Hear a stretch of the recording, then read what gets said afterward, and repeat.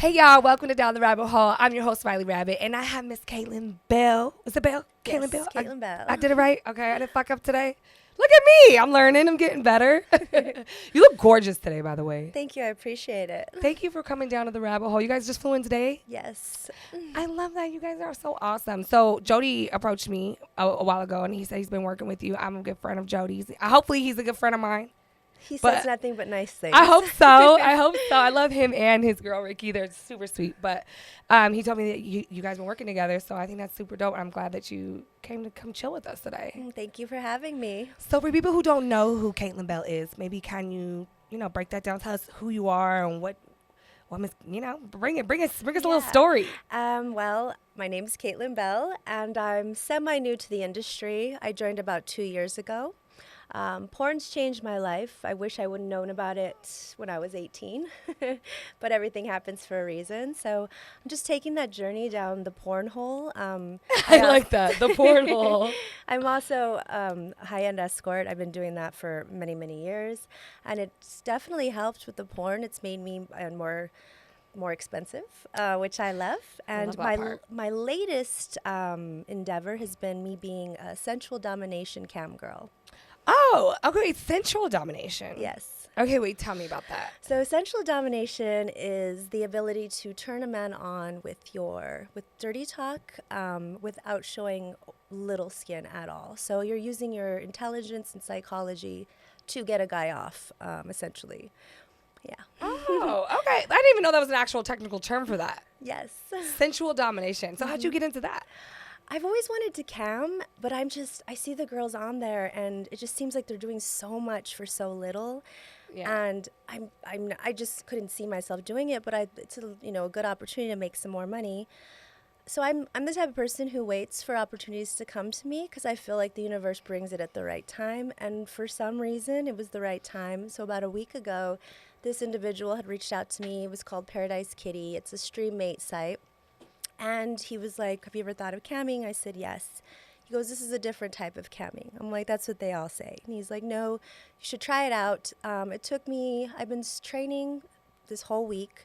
And this is a new thing for you. Yeah. And you loving it? I am obsessed, and it's only been a week. I know I'm going to be amazing at this because I love it. Well, and I think it helps too when you're an escort. I escorted for years, so I totally get it. Like, I think when you're an escort, we are like that. It's not so much just like how fast you can get your clothes off. No, not at all. It's about the experience of the gentleman. People think that we're just in there getting fucked. It's not true at all. Yeah. Half the time, most of the time I was booking like dinner and dates. And I mean, definitely was intimate with certain people that I connected with. But there was a long process before that. Definitely. They want to talk. They want to cuddle. They want that whole experience. Yeah. So this is also helping with my escorting because I'm learning how to use your words. Yes. Yeah. I'm not to say I never used my intelligence, but now it's the key factor in getting these guys off. Yeah. And it's actually really cool because I've been online and popping 1, 2, 3 because these men are coming horny already. Yeah. These girls know that. So there's no need to go and fuck yourself with a dildo right away. Give them a little tease. Keep them on there. Keep them waiting because they're going to pop. I mean, they're there to pop. Yeah. But you don't have to show any skin. Yeah. And for people who aren't familiar with that term, because popping is coming, basically. So that's when they say, how many pops do I get? Like that usually means like how many times can I come or not, or whatever term you use. But I know not everyone knows because we do have actually a lot of followers who don't come from this world. They're just so intrigued by it. Really? So yeah, so I really like to make, because they're like, hey, I didn't know what that meant. So I'm like, okay, so I try to like break it down for them now sometimes. They'll say some clients will ask for multiple pops on goal. Yeah. Yeah. MSOG. I gotta miss all those escort terms. It's been a while for it. I had to deal with them, but I love it. There's a lot of really cute one. I think the one that cracked me up when I first, it was DYOT, or like down to eat at the Y. Yeah, DYA. Down to eat at the Y. Yeah. Yeah, ATO.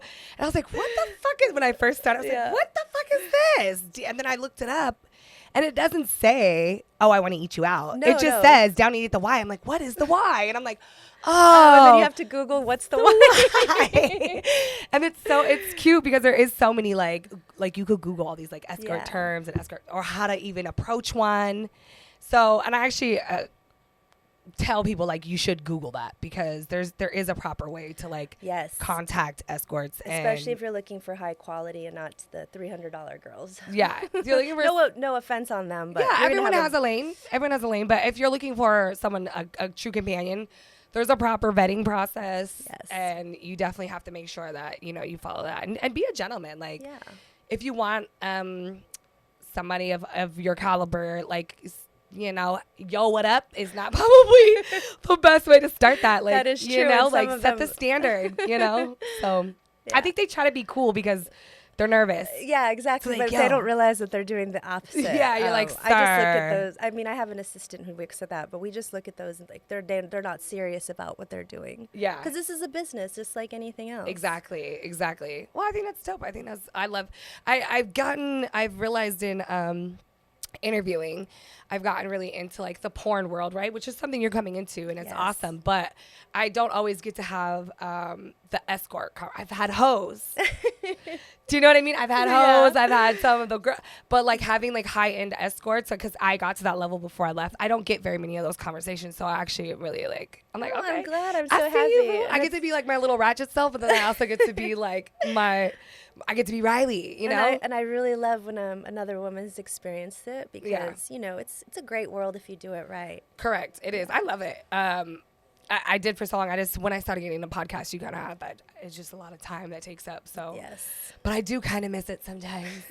I mean, you're beautiful. You can always get back in it. Away, please. When are we going to Miami? I love it. So what were you doing before you got into the industry? I was escorting. I've been doing this for 15 years.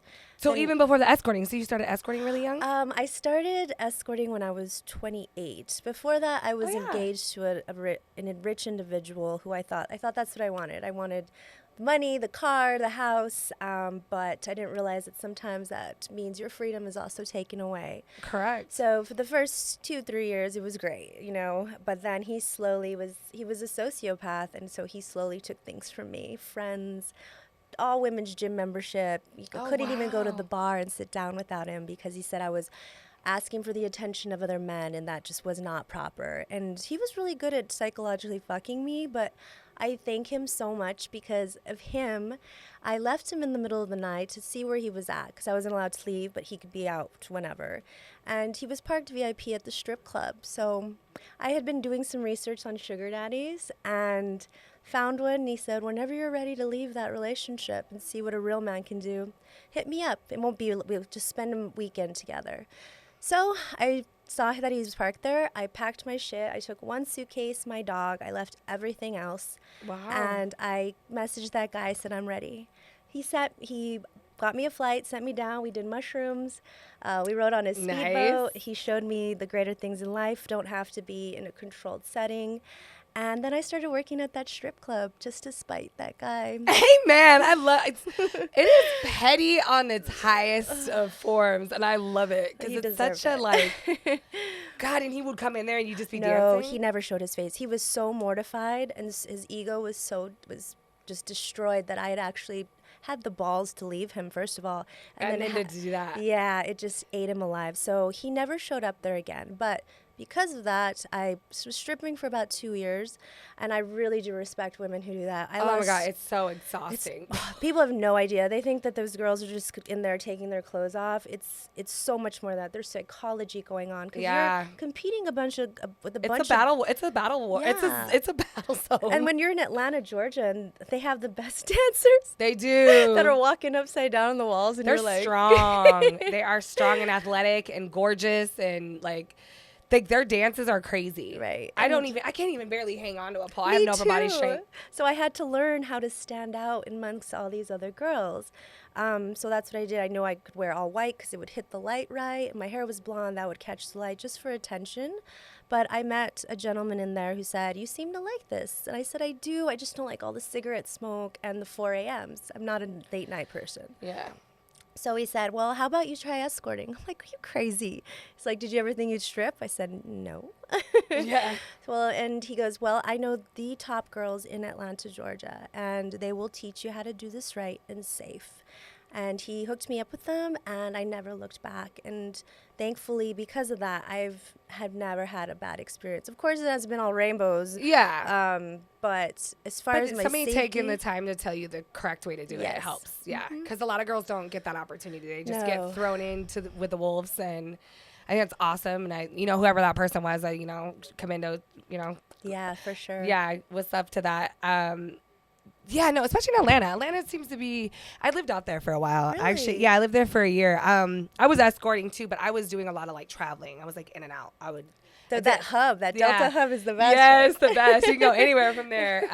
I think I danced in Dallas for a while, and then the same though. I hated being in the strip club. Yeah, me too. I don't like being around people that aren't there for each other. No, they're not. I'm a family person, and it's definitely a very cutthroat industry. Yeah, and you just you don't know who's trying to take you home with them and pay their person, or who's trying to and. It's like, I just want to make my money and go home, right. And so I just couldn't do it. I would literally try to go to the club just to find somebody to take me home. I'm like, you want to leave? Let's go. Pay the DJ, and let's get the fuck out of here. That was my mission every time. So, yeah, I didn't use strip clubs for strip clubs. You did what? I didn't use strip clubs to strip in. I fished in them. I used to fish in them. It was terrible. Hey, we all have our business strategies. No, I'm the worst. I love it. So now you're okay. So what before the marriage? I mean, did you meet or were you married? You were actually I was married. engaged. You were engaged. Thank goodness. Were you how did you meet him? Were you just in school? So I was living in Las Cruces, New Mexico. That's where I was born and raised, and I started work. I went to college for human nutrition, food science. But then I was on my third year, and my teacher was 400 pounds, and I'm like, why am I sitting here listening to this woman who is definitely not practicing what she preaches? Yeah, what the heck? It did really affect me. So at that time, I wanted to get out of that small town. When you're in a small town and you see bigger and better things out there, you want to get out as fast as possible. And you said you were in New Mexico. Yeah, yeah. Las Cruces. And that they kind of have an obesity rate out there too. Yeah, It's pretty bad. I mean, our food's delicious. I get it. You're like, I can't say anything. I'm thick too, but you're beautifully thick. Thank you. You're thick in the right spots. It could go the other way though. I do have to watch. I know I did wings earlier, but I do definitely have to watch it because you can go from thick to fat fast. So your last cruise, and you're just so I was working at a country club. I was bartending, and that's where I got my first taste of rich men. It's like, just actually, I was a cart girl first, and then a graduated bartender. But I was like, wow, I kind of like this whole rich guy thing. They'll do anything for you, even for a little kiss. Especially you're gorgeous, just a little Thank attention. you. Yeah. And so I found out that there was this millionaire who had started his own tequila company. It was really, really good, but he needed someone to promote it and to sell it. And whoever the girl was going to be, he was going to send her across the United States to every hot spot for a month or two and set them up in an apartment and in a car. And all my job was to sling this tequila and promote it. Oh, that's a nice little job, yeah. Yeah, it was great. I had an expense for everything. So he picked me, and I was traveling the world doing exactly that. And that gentleman, he it was weird. I was sitting at TGI Fridays, of all places, and he made some, witty joke that made me laugh, and that was it. Actually, he followed me around the country. Every place I'd go, he followed, take me shopping, all the things they do to prime you. Yeah, for sure. And honestly, now looking back on the end of it, you're like, yo, it was kind of a red flag. Normal guys who are doing things don't follow people around the country. Yeah, there's a lot of red flags when you're younger. Yeah, now it's like, I see that. You're like, he loves me, though. And you're like, no, that's not actually normal. He needs to go to work. He needs to not follow you everywhere. And you go. It's manipulative. Right. But, I know, even when we were younger, how many times, I think I was 15 hanging out with guys who were 22, 23. And we didn't think about it. No, 15, not at all. And now you're just like, oh, my God, that's not normal. Right. He's a predator. He's a fucking predator. I know. And it's so funny when you're on the other side of it. So, but now you're graduated through all the bullshit and you're loving life. Yes. This is actually, COVID, of course, was hell on earth. And then, even last year, you know, when you're working your way through porn in any industry, there's ups and downs, and it's like, is this for me? Is this not? And then people try to get you down. It's like, but if you really know in your heart this is what you're supposed to be doing, just don't give up. And I didn't. And everyone's porn path is different, but mine's taking me where it's going, and it's been really fun. Yeah, and I think that you couldn't have met with like any of like better people. Not at all. They're so the lucky. sweetest fucking couple, and they're so cool. And like I don't know.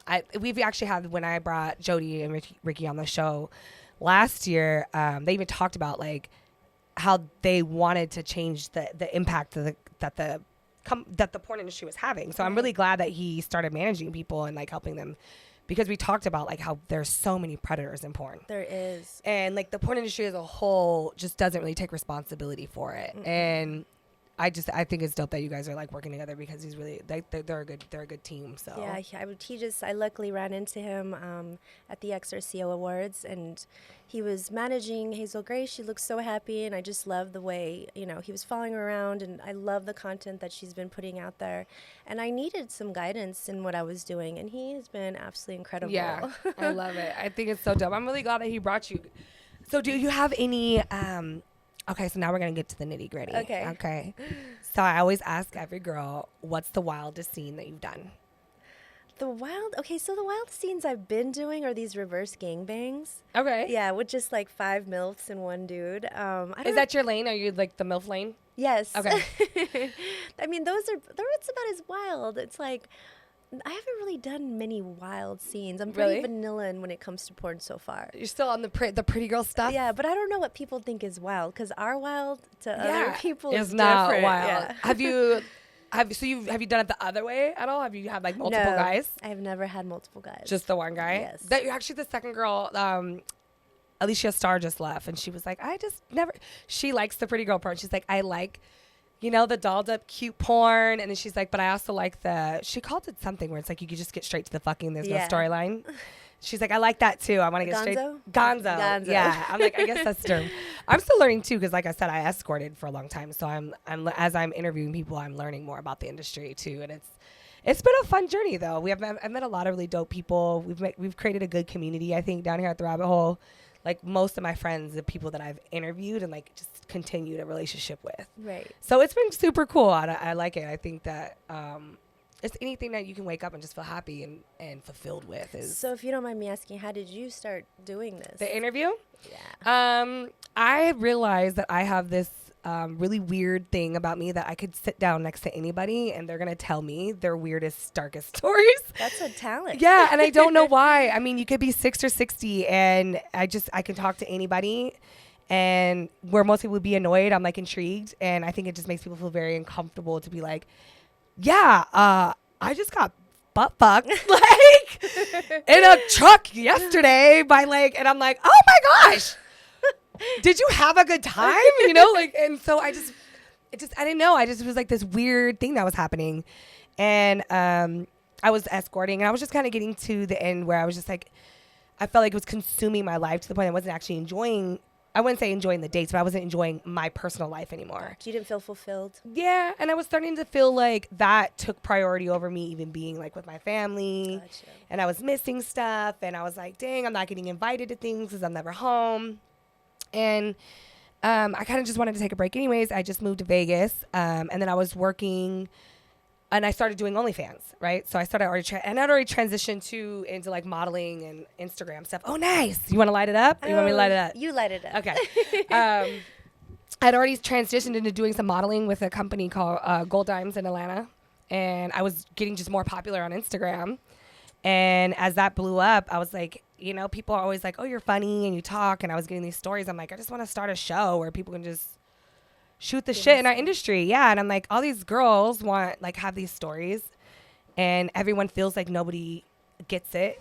But I'm like, they all get it, because we all like, I know all these people who are like just dope chicks in the game, or dope men in the game, who are being victimized and criminalized and whatever else. And I wanted them to be able to tell their story where they felt like I can come here judgment free and have a community of people that fucked with that. That's why I also appreciate porn so much, because when I was escorting, you don't have coworkers. No. It's a very isolated job. And Very lonely. yeah, and I was like, I have no one to bitch about this client to, or just someone who says, good job, you're actually doing a great thing. And then in porn, that's what you have. You have all these people that applaud you for being that super whore, for taking that cock, or whatever like, it is. Yeah, take that cock, while the girl. rest of society's judging, we're getting gold medals, and I just love that. Me too. I love it. And I probably want to be doing anything else. Everyone's like, what do you want to do? I'm like, this. I just want to do this more and more often. And like, I want to travel and do this. That's all I want to do. So that's kind of, I don't know. But I sometimes, God, I miss the money. Yeah, the money's, it's really good. Ain't no money like home money, okay? I'm gonna get one of those light up things that say that. Oh, the little, we should get one of those. The neon lights. Yeah, the neon lights. Ain't no money like home money. Oh, love it. Thank you. This is by chance my drug of choice. Are you a pothead girl? I'm a pothead girl, yes. I love it. People that are potheads are more chill. Yeah. Some people, not that I don't knock people who do the other drugs, but pothead people are chill people. Yeah, and then I've never woken up the next day and I'm like, damn it, why the fuck did I do that? Yeah. I'm more like, ooh, I shouldn't have eaten that last bag of Doritos, but... Yeah, exactly. The worst thing I do is eat too much. Exactly. Yeah, you don't really, high dial people.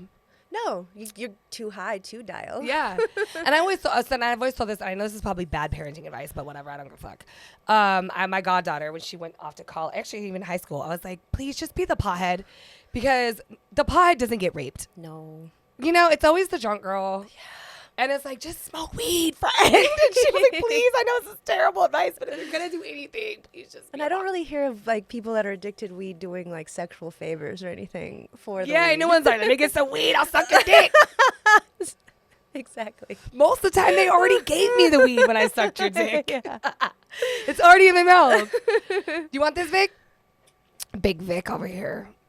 Big Vic. I love Big Vic. Your dog is so sweet. I know, she's my love bug. This is Vic's. She was mine first, and then I gave her to Vic because he was like, I'm ready for a dog. And I was like doing a lot of breeding at the time, and we had just retired her, and I was like, I have the perfect girl for you. She's so sweet. She's the best, and she just chills, and they're homies. So what's next? What's next? I know you're just getting into the porn.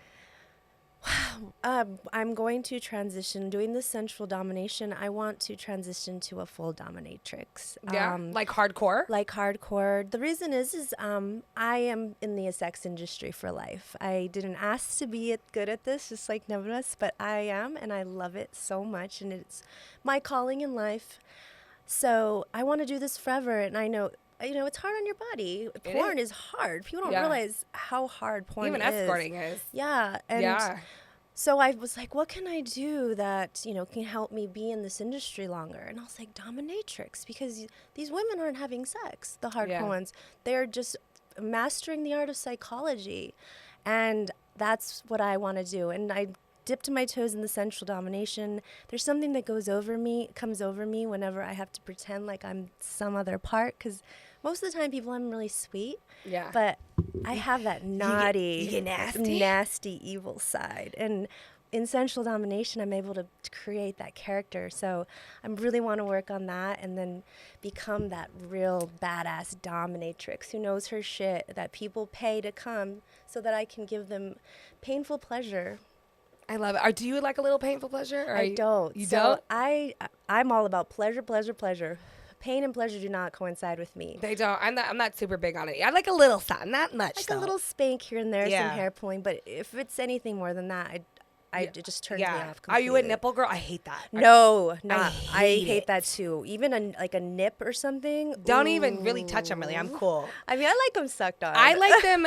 I don't like the focus to be the nipple. Right. Like the action. Like you can suck it, but I'd like suck the whole thing. Right. Like put your whole mouth on it. I don't want you just to be like focused just on that nitty part. Right. That is terrible to me. I'm like, oh, it's like nails on a chalkboard. It's so painful. But I do like making people feel pleasure, no matter what it's like. So I've been asked to do some weird things for people, but if it gets okay, them so off, tell us, what's the weirdest, or what's some of the things that you wouldn't have thought maybe like, oh God, I didn't think I would ever be asked to do that. Kicking someone in the balls to get them off. This gentleman likes to get kicked very, very hard in the balls. I have to specifically wear black knee-high boots, jeans, and a button-up t-shirt. It's got to be exactly the same, and I sit there and I kick him straight in the balls multiple times, and then he gets on the ground, wads up a towel, and then just proceeds to rub his genitalia on it until he comes. He comes in the towel? Yeah. The Dom guys always are just a little particular. Right. They know exactly what it is that's going to get them off. Yeah. Mine, I'm going to tell mine just because for shits Yes. and giggles. Mine was the milk. Did I tell this story before? The guy with the milk? I love milk. Maybe like a log tea. I do. I love milk. It's like, All my friends know that I love milk. like, you just like drinking like gallons of milk? I just drink it all the time. Well, not all the time now because I try not to. I'm not lactose intolerant. But when I'm hungover, especially, a nice big glass Like cold glass of milk, huh? Mm-hmm. Okay, girl. She's like, I need that chunky stuff. I love milk. That's so funny. I don't think I've ever heard that. I've heard people say I like milk. Well, I don't think I've ever. You're like, I love it. Mm-hmm. That's funny. Okay. I love it. Well, that's what he liked, and he liked to. He'd make me wear like black like latex outfit that he'd bring with the boots. It's always the boots, the high boots. He'd make me like walk him like around and stuff like that. He liked being just kind of slapped in the face a little bit and then suffocated into my breast. Oh yeah. And then you have the perfect breast. Yeah, and then he would want me just to pour milk and almost like waterboard him with my tits in the milk. And then he had like another one in like a baby bottle and he would like squeeze it on me. He'd be like, you just gave me so many content ideas. yeah, it's really good. The waterboarding with the milk and the tits is great. And he loved it. And it was like, we had that same role every time. It was like he knew exactly what he wanted when he was ready to get off. And that's what I love about those submissive slaves, and they are very particular in their sexualities and what they want. And What, this big? I want to find out what that is. Yeah, I think it's really fun. And actually, I have a few girlfriends. We've interviewed some Dolly, Miss Dolly, Mistress. Oh, sorry. Boop. She's a dominatrix, and she's a sweet girl, and she's super. Do you know Dolly? Have you met Dolly? No.